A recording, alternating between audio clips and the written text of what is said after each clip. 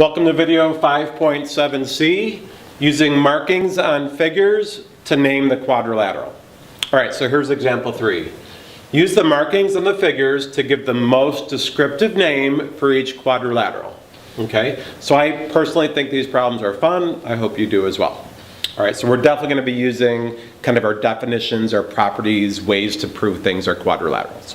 All right, so first thing I'm going to point out is everything appears to look kind of like a square. You can't go based on appearance. You've got to go based on markings. So here's an example. This appears to be a square. However, let me show you the analysis. We've got parallels here. So just based on exactly one opposite sides being parallel, we know we're a trapezoid.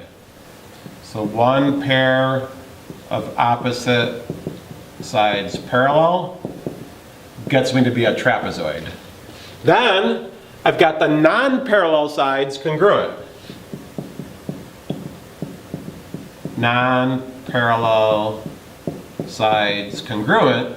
That gets me to an isosceles trapezoid. And here's an example of what it could look like. Here's a pair of parallel sides, and I made sure that this, and this each measured 4 inches. They're all congruent, and clearly you can see it's an isosceles trapezoid and not a square. Okay, part B. So let's just go through our analysis. Let's try to see if it's a parallelogram. Well, the diagonals bisect each other. So diagonals bisect each other. So we know we're a parallelogram.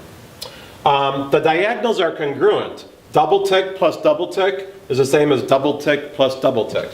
So diagonals congruent, that gets me to a rectangle. The diagonals are perpendicular. That's going to get me to a rhombus. And then if we're a rectangle and a rhombus, of course we're a square. Rectangle plus rhombus gets us to be a square. So I encourage you to pause the video and try these on your own, but I'll go through the rest right now.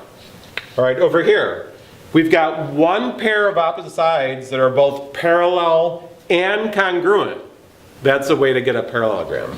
So one pair of opposite sides, both parallel and congruent, that gets us to be a parallelogram.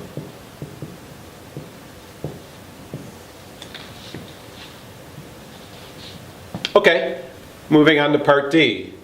Over here, they gave us a transversal with these angles being congruent.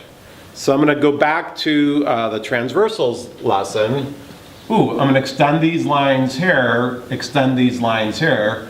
This angle includes that side and that side, this side and that side. So the thing in common is a transversal. The other two things must be parallel.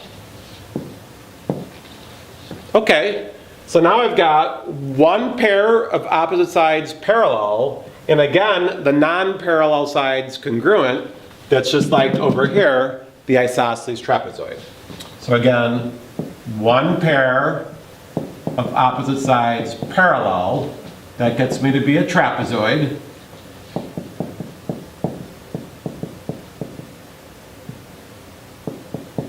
Non-parallel sides congruent, that gets me to be an isosceles trapezoid.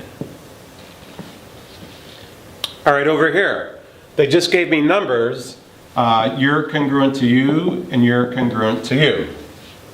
So I've got a quadrilateral with both pairs of opposite sides congruent. Again, that's enough to be a parallelogram. Both pairs of opposite sides congruent, that gets me to be a parallelogram.